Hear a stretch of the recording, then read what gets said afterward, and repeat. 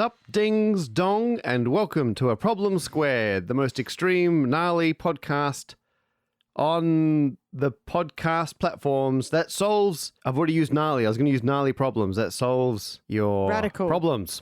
Radical. Wow. Sit tight. You mean hang 10? Hang 10. Stay loose. Because I'm joined by comedian, performer, and author, the rad Beck Hill. And that's rad as in radians, because she always brings a new angle to all the problems.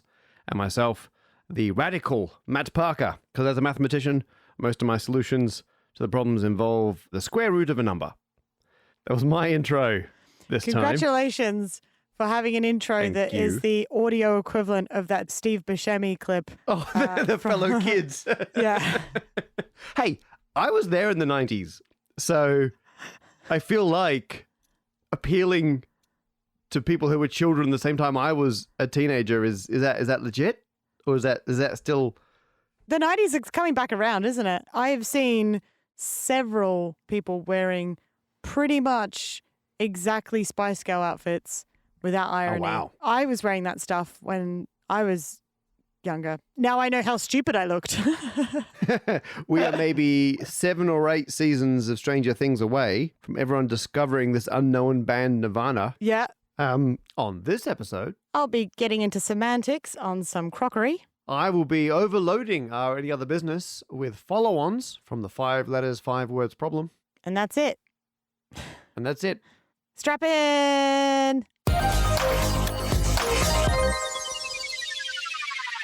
So Beck, how are you doing these days? I'm good. I mentioned this on the I'm a Wizard Patreon. Oh, Patreon exclusive. Bonus podcast that we do. Yeah. But I'd been to Edinburgh Fringe. I didn't go to perform. It was my first time going as a punter since Oh, wow. 2005.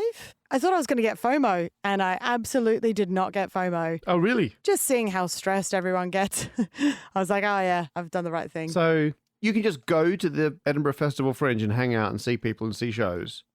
You just go. Yeah. But what are you going to do for like 3 whole weeks if you're not doing a show? I know. It's almost like there are more things to do and see than there are people to go and do and see them. My goodness. Yeah. You're going to revolutionize the Fringe. I know. I thoroughly recommend it. But while I was there, I stayed with the guys from Mr. Thing. Excellent. How's their show? Oh, it's really good. It's really good. I'm Okay. pretty sure this episode will come out after the Fringe is finished. So the Too plug late. is unhelpful. But missed out. oh, my goodness. It's such a great show. I really hope they bring it to London, Matt, because you'd bloody love it. While I was staying up there, Gus, who does some of the behind the scenes stuff for Mr. Yep. Thing, as soon as I arrived, he said, Beck, I've actually got a present for you. And I was like, what? Oh. For me? Why? Why do you have a present for me? And he was like, well, I just think you'd appreciate it. But I'm going to hold it up in front of the camera. All right. So I'm you ready. ready? So Beck is holding up a piece of metal. Some would say it looks like a surgical kind of precision engineered bit of metal. And it's got 3 massive claws on the top. And when she spins it, the claws open up. It would look like the claw in like a game machine, except way more vicious. And Beck is spinning it in what can only be described as a menacing fashion. Yeah. This is a grappling hook. Oh my goodness. Basically, I'm obsessed with the idea of grappling hooks like on a weekly basis because I've always wanted a grappling hook because they're cool, but I also am constantly trying to think about what the physics is in order to make. So I've got the hook part, but I don't have the retractable that bit. All hook, no grapple. That's me. Yeah, that's right. Isn't it grapple like the actual action of the hook hooking onto something? Like you No, grapple I with a thought- subject. I thought it was climbing, and that's where the phrase "a grapple a day" keeps the burglar present. Is the Yeah, that classic saying.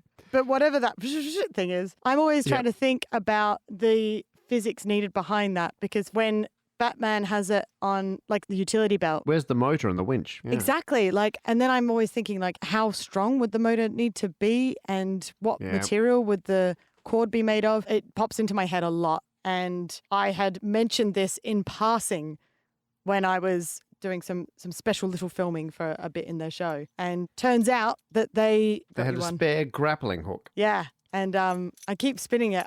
It's like a very, very big, dangerous fidget toy. Yeah. In a way, anything can be a like fidget a very toy. dangerous fidget umbrella. Yeah. Wow. Well, I acquired no burglar tools or accessories Sucks to be you. since we last spoke. I did, however, go to Finland. Oh, yeah. I went were you doing out to there? a math art conference. Mm. It's a conference called And Bridges. you didn't invite me? It didn't I'm invite one you. half You, of would, that. you know what? You would have really enjoyed it, I got to say. It was Aw. a lot of fun. It's people who use math to do art. Oh, I and see. some of it is like arty people who happen to incorporate math. But a lot of it is just math people who like to express their maths discoveries via the medium of art. And I've been wanting to go for years. And they keep inviting me, but it never lined up because it falls during the Edinburgh Festival Fringe, so I can never really go, or like summers are always quite busy. Actually, in 2020, I was like, I'm going to do it, and then it got delayed. So I finally made it along. And I did a talk about incorporating mathematics into performance and videos and YouTube and that kind of jazz. But I'm also super interested in people doing things with sculptures and knitting and all sorts of cool stuff. My favorite session was about randomly generated mitten knitting patterns. So as you're knitting, you're still randomly generating the pattern as you go. It's very cool. But the highlight of being in Finland was I went and measured some steps. I don't think I've mentioned this before on the podcast. Stop me if I have. A friend of mine has the world record for the most steps a slinky has Yes. gone down. Yeah. Well, I know about this, but I believe maybe we've just talked about it in person. Yeah, so this is it, right? So as part of my process of trying to find a long set of stairs such that we could really extend the world record for most steps a slinky has gone down. Amazing. I want to knock it out the park on the order of 100 steps. That's my dream. Because the slinky you can't use like a spiral staircase so it bounces off the side. You can't put it on an escalator. Very funny. Doesn't count. It's got to be a normal static set of stairs. But finding a set of stairs with 100 linear steps, I had one candidate set of stairs in the UK at Cheddar Gorge. So I went there, good set of stairs, measured them to a regular because you want nice, consistent stair size so your slinky will keep on going. And the issue is modern stairs have a landing every like 10 or so steps. You're looking for kind of old sets of stairs or unusual sets of stairs that have lots of regular steps in a row. And I had looked online and found a candidate set in Finland, just outside Helsinki. And so I was like, perfect. While I'm over there, I'll head over to... Actually, I'm going to put the name of the hill in the chat. If you don't mind just quickly reading that out for us. That's the hill that I went to. Okay. Malminkartanonhupu. I think you nailed it. They recently refurbished these steps. So actually, they're nice and consistent. Took a tape measure. Ooh. Measured a bunch of them. And there were some landings, but there's a stretch of 121 consecutive, equally sized Nice. steps. However, they are quite shallow. So they've only got like a 18 or so centimeter drop, and then they're about 40 centimeters wide. Oh, So, like, the there's, depth- long ones. For it, Yeah. There's no off-the-shelf slinky that can do that. We would have to custom make a slinky. And there's an amazing set of stairs on St. Helena. I think that's how it's pronounced, an island. But it's real difficult to get to. And so at the moment, I think my only real option is custom-made slinky in Finland. But I thought I would throw it open.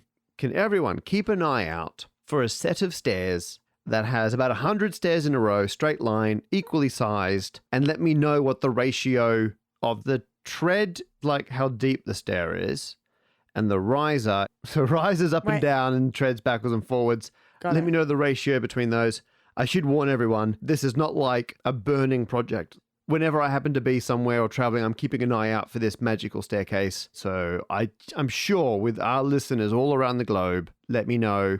Your prize will be me coming to visit you with a slinky or whatever the staircase may be. Yeah. If anyone Oh. wants to cheat and just make that staircase so Matt has to come to you. Oh, That's it, 100%. you know. Yeah. If someone wants to build it, I will come.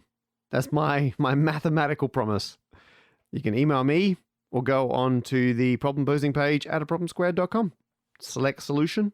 Tell me about your stairs. We have a problem here, Bex.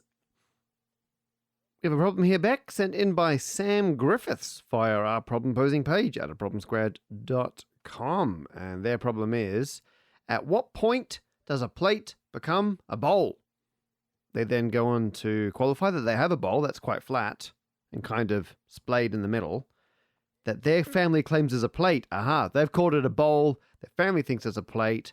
They would like to know when it's a plate, and a bowl. Well, I'm glad they sent this because we also had pretty much the same question from someone called Patrick as well.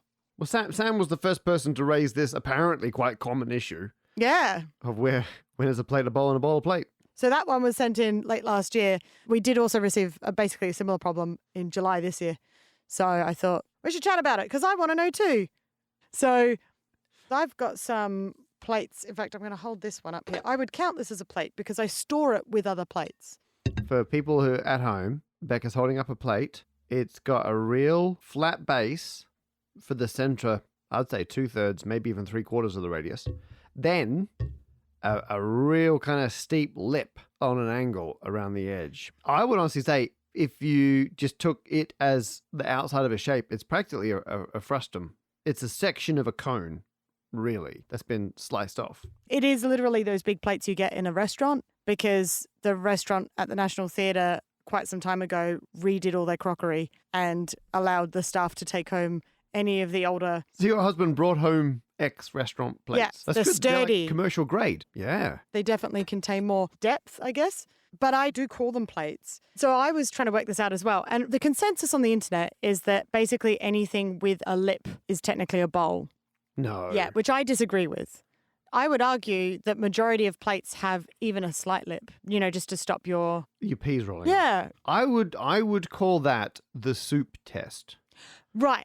I'd thought, okay, what denotes a plate and a bowl is whether it holds soup, but not just that, because you could put soup in a plate and it would be fine, but it should be that you can get your spoon into it and bring it up. Oh, a spoon's depth. Yeah, like you shouldn't have to tip your plate. You should be able to put your spoon in and take the spoon out and take soup with it. Yep. I feel like, in the same vein as the soup test, there are a lot of plates that you could technically put cereal in and add some milk, and there's enough of a lip to hold the milk there. But you wouldn't. No, It would be a suboptimal way to eat cereal. yeah. Or maybe there's a tip test. Maybe how easy it is to spill. As a friend and fan of a dirty dry martini, it's my favorite cocktail. A martini glass, Yep. traditional martini glass, is an awful receptacle. Glass. It's just a cone. Yeah, It's a it's a cone. wide cone as well for anyone trying to picture one if you're not entirely sure what I'm talking about. I always spill at least 12% of my drink as soon as I pick it up. I would say martini glass is the glass equivalent of somewhere between a plate and a bowl. It's very Right. shallow but very wide. So I think a tip test is a good idea. So I was thinking that's my test is can you eat soup from it by dipping your spoon in? It's not a bowl until it has the depth of a spoon. But then I was looking up different types of crockery online. Because you get salad plates, bread plates, and you get fish plates and slightly different sizes where the lip around the plate changes as well. And then you had also like salad bowls, cereal bowls. But then I've got the version of the plate that I held up before where it's a bit deeper inside. So I do use my soup in those. Well, according to the website I was looking at that was telling me about crockery, it's called a soup plate. A soup plate? A soup plate. Ah, it's just throwing everything out the window. Yeah. So I was developing my own mathematical way that maybe we could determine which is which. And one thing I was working on was maybe the ratio of flat to gradient. Ooh. However, the soup plate throws it out the window because I would look at it and say it's definitely a bowl. But if you combine the middle flat bit where the soup goes and then the rim, that's definitely more surface area than the slopey bit. I was going to say whichever there's more of, that determines what it is. But looking at a soup plate, that's a bowl. So you're counting the flat section in the center as well as the flat section around the edge. Yeah. If you discount the edge, then I think my theory stands. Ignoring rims, if there's more area on a slope than flat, it's a bowl, and vice versa. And because area scales as the square of the width, you'd have to take the square root of 2 to work out how much you'd have to increase the radius to double the area. So the threshold point, like roughly 2/3 of the way out. I'm pleased because you're solving this problem far better than I am. No, that's definitely not true. So in that case, if roughly the outer third of the bowl or more curves, it's a bowl. If less than the outer third curves, it's a plate. So what happens By that if theory. there's no curve? What if you had an upside down hat? An upside down. Like a top hat, sorry. Oh, gotcha. Oh, okay. So it's a plate with a depression in the middle. Oh, that's like a dip platter. Surely, come on. That's Now the focal point is on the stuff on the rim being dipped in the center. At what point is it a ramekin? Well, my other theory was that to be a bowl, the curvature has to change. A plate, like the plate you held up a second ago, the outside bit is on an angle, but it's a consistent angle. It's like a flat slope. Yeah. It's a steady slope. Whereas a bowl, you've got the increased curvature, like it's a section of a sphere or something, but not necessarily a sphere. So I was like, maybe it's the second derivative. If the gradient itself is changing as you go out, bowl. If the gradient for most local areas is consistent, plate. I think it comes down to whether we feel that it is your formula, the amount of flat surface versus angled or curved surface. Discarding rim. What do you mean when you say rim? Your soup plate where you can balance your toast on the outer rim. Oh, I see. Yeah. So why are you discounting that again? Because that's basically an attached side plate. What if though you had like a 1 inch flat bit Yep. followed by half an inch of curvature Yep. and then like 10 inches, basically a plate with a little dimple in the middle. Yeah, exactly. Yeah. The bowl equivalent of a spork. And that's fine. Just because sporks exist doesn't mean you can't categorize spoons and forks, right? It's just so I think it's a special case hybrid. Does this mean that if you had like a cheap plate or a faulty plate that had a dimple in it, like a divot, Yeah. it technically is classified as a bowl? No, because the bulk of the surface area is flat. Not if you're not counting the edge. Oh, yeah, but there needs to be a flat bit in the middle of that would be a bowl. Oh, But what if see. the flat bit, there was a flat bit, it was just very small? Yeah. This is why I think we have to go back to my spoon theory. I will do a poll, which Do a is poll. central surface versus curves without edge. Then I'll do Thank you. central surface versus curves With edge. with edge, counting as a surface. Yep. And then I'll do the depth of a spoon That's and we'll see what you think. So we can't ding that one yet, No. but we will. I'm certain we will come will. back to this. We will find an answer. I actually did do the etymology of the words, and Oh. plate comes from the armor aspect of a flat disc plating. of metal. Yeah, so you would use it. So, because when you think about it, yeah, you would have had metal plates before you had ceramic ones. It's not linked to a plateau? Is that a whole different word? Oh, I didn't Ooh. see it when I was looking it Okay. up, but that's a good point. People will tell us. This podcast You- is just us You, the saying, listening we don't know person, Tell now. us. Yeah. Yeah. Oh, people right now are yelling the answer at their podcast playing device, and they will let us know. Yeah. Oh, and bowl comes from a Germanic word, but then linked back to Latin again, I think. But basically just means Classic English right round, there. Yeah. which is also where like bowl as in bowling and everything comes from. So, problem as of yet undinged. Yeah. Gonna have some soup in this plate now.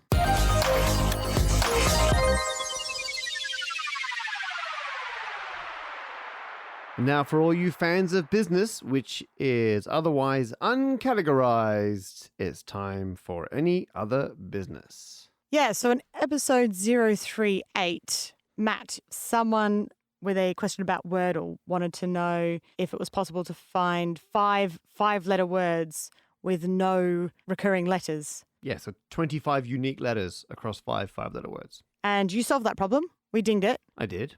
Thank you. And then a lot of people had things to say. Well, a lot of people thought they could do better. So as I mentioned in the episode, and it's fine if you haven't heard it, the crux is I wrote some code, I ran it on my laptop. It started with like the biggest list of words imaginable. Like I just got a text file with every word in it. And then it searched for sets of five-letter words that fulfilled this property. And my laptop took 32 days to do that. In fact, it took just over 2.76 million seconds. Yeah. We released that episode, and approximately 1 day later, someone named Benjamin Passen replied to our A Problem Squared account on Twitter to say they'd written some code that could find the same solutions faster than 32 days. So I downloaded their code, and I ran it on my laptop. And guess how long it took? The other one was what, 32 days, did you say? 32 days. Mine was 32 days. Okay. 3 days. 15 minutes. That's so much faster. It's so much faster. faster. Like, just outrageously faster. So It's like the equivalent of you being like, I'll walk to Scotland, and there's no faster way. And someone's like, oh, there's a train. So Benjamin just knocked it out of the park, right? So way, way, way faster, found exactly the same results as me, and did it within a day of the podcast coming out. And I know I said my code was bad, but oh my goodness. Now, I spent a long time in that episode explaining how I tried to prune the number of options to get it down to a searchable amount. Well, Benjamin did it a whole different way. They took all the 5-letter words that each had 5 unique letters in each word, and then they built a network of how those words link to other words that have no letters in common. So they turned it into what we'd call a graph in mathematics, which is this basic network of how all the words link together in terms of if they have letters in common or not. And then they used some graph theory to search that network for 5 nodes, 5 words that are all linked to each other by these no letters in common links. Would it be like if you had a circle made up of all those words and then you ran lines between all the ones that it doesn't have letters in common with? Exactly that. So the 5 ones we're after form like a pentagram kind of thing with a circle on the outside, Yes, because everyone's linked to every other one. Yep. Got it, yep. The technical name for that is K5. It's the complete graph on 5 nodes. Huh. Is what that's called in graph theory. And so what Benjamin was doing was searching for a subgraph, which was K5, on this network built based on all these words. Now, in my defense, Benjamin's code came in 2 sections. One bit of code builds that network and the second bit does the searching. So you got to run 2 bits of code, whereas mine, you just got to set it going once and then come back a month later. Well done, Benjamin. And then I thought, you know what? Because you were there, we filmed a video about the same problem the day after we recorded the podcast. Oh, yeah. No, I wasn't there. When That was realized, photos of me. Yeah. Oh, sorry. I had stock footage of you in my video, basically talking about the same stuff, but because I could show graphics, I just covered slightly different things than what I did in the podcast. I had already filmed that when Benjamin came in with this 15-minute winner.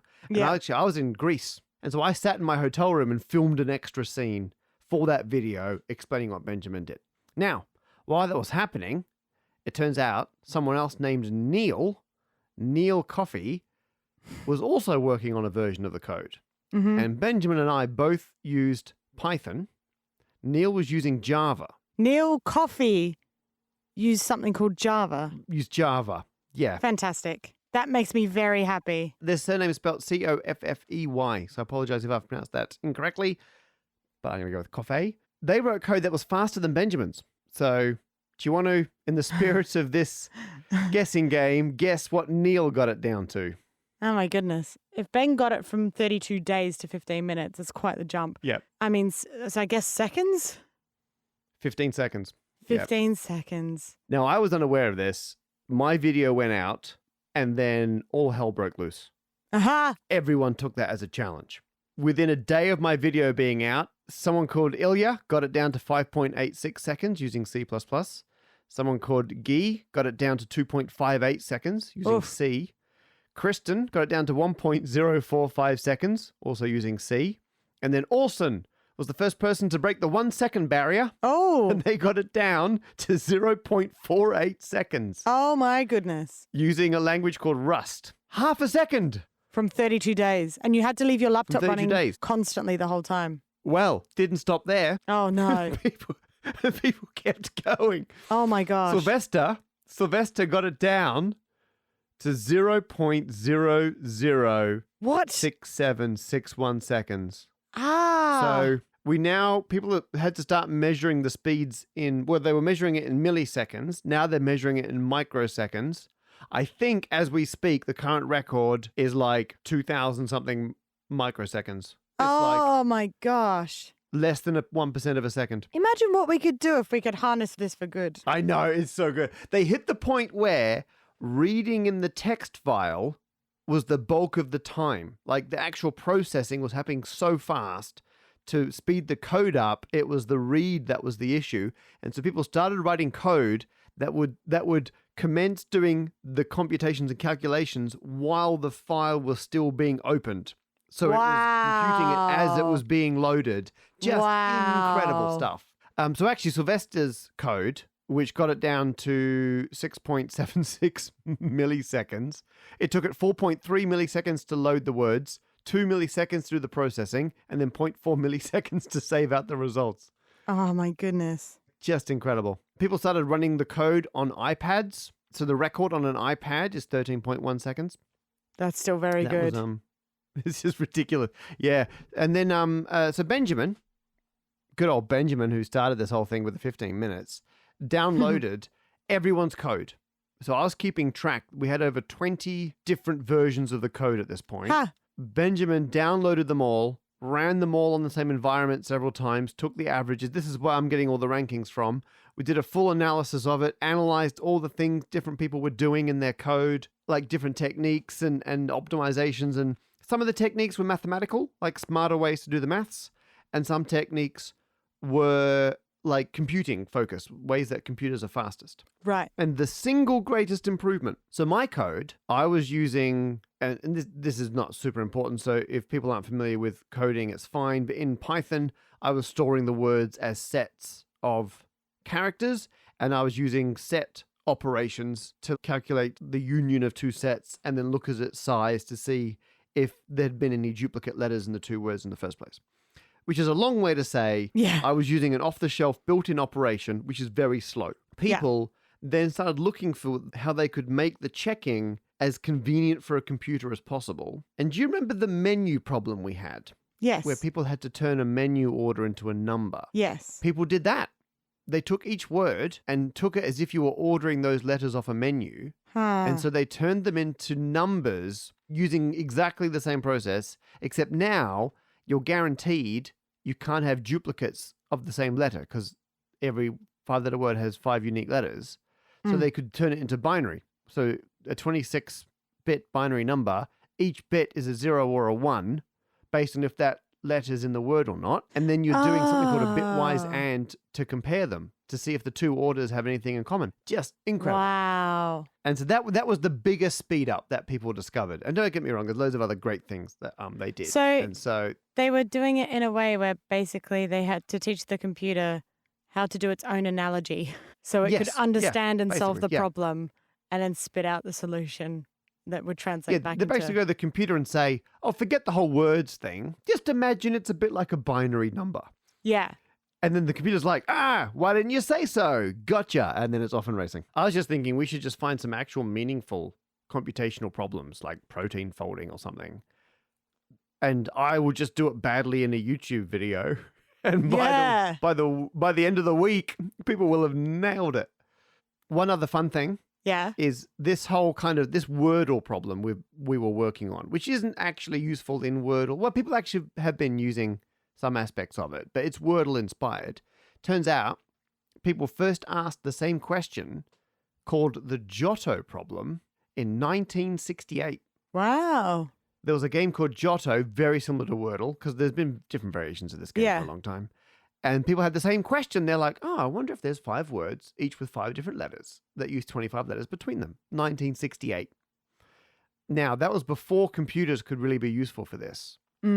So they didn't find the solution I found, the Fjord, Vibex, Waltz, Nymph, Gux solution. But someone revisited the Giotto problem in 1996, and guess what? They found exactly that solution. Whoa. So my exact solution was in a paper from 1996. And I'd rediscovered something that we'd already known for about a quarter of a century. But do you know what I love Do you know what I love about this is that even though your thing went way longer than it needed to, took ages, and even though technically the answer that you needed was already out there. I hope you're building up to a point here. I am. By mainstream standards, a lot of people would see that as a failure. But by doing it that way, we've learnt so much more than we would have if you hadn't done it. So true. It definitely inspired a lot of people to have a go at solving this programming problem and develop skills and techniques and experience that they wouldn't have otherwise. I think, if anything, you deserve extra dings for that. Oh, thank you. We did find one new thing, though. Oh. So even though I rediscovered an old thing, by everyone else turning over this soil, they uncovered a new thing because people started to wonder, forget 5-letter words. They're like, what's the fewest words that covers the maximum amount of the alphabet? So people adapted the code that people wrote to show that they could write much better code than me to look for words of any length. And first of all, they rediscovered a pre-existing combination of two 10-letter words that between them have 20 unique letters. Blacksmith and gunpowdery. Oh. Blacksmith, gunpowdery, 2 words that cover 20 letters. And that was up until people tried to I do was better going coding to say, than me. I like how they're both like sort of connected to Old West. They are, and they're kind of linked, which is really nice. In fact, I would do it the other way, gunpowdery blacksmith. A gunpowdery blacksmith. That was the only known example of 2 words that between them had 20 unique letters.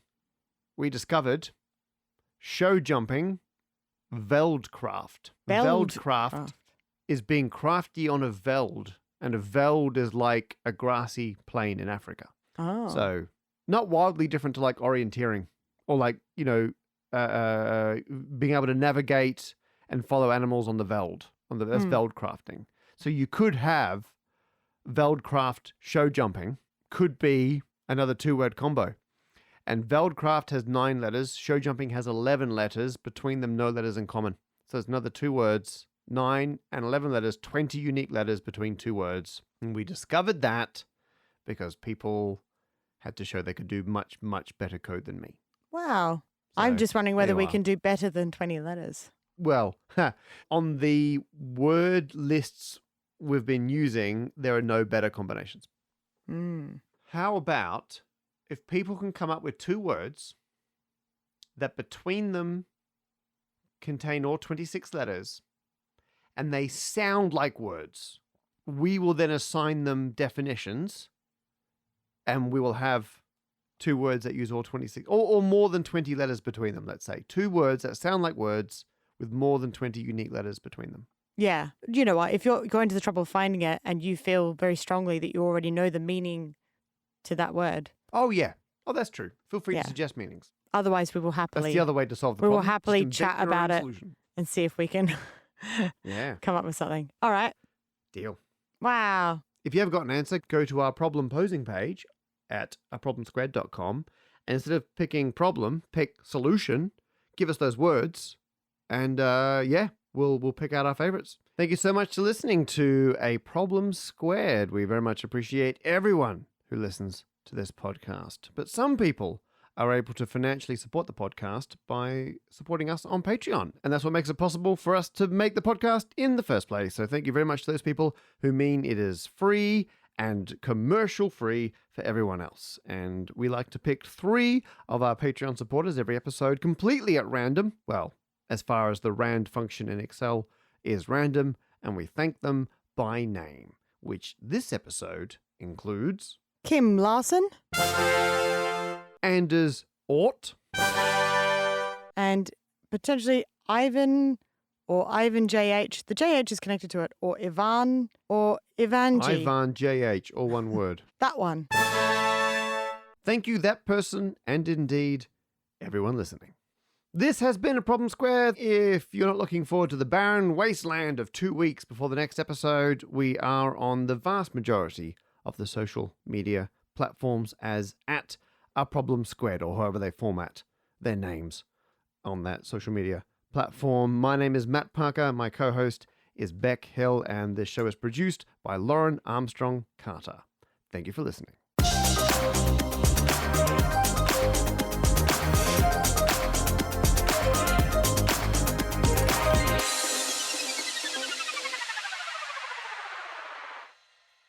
Hello, Matt.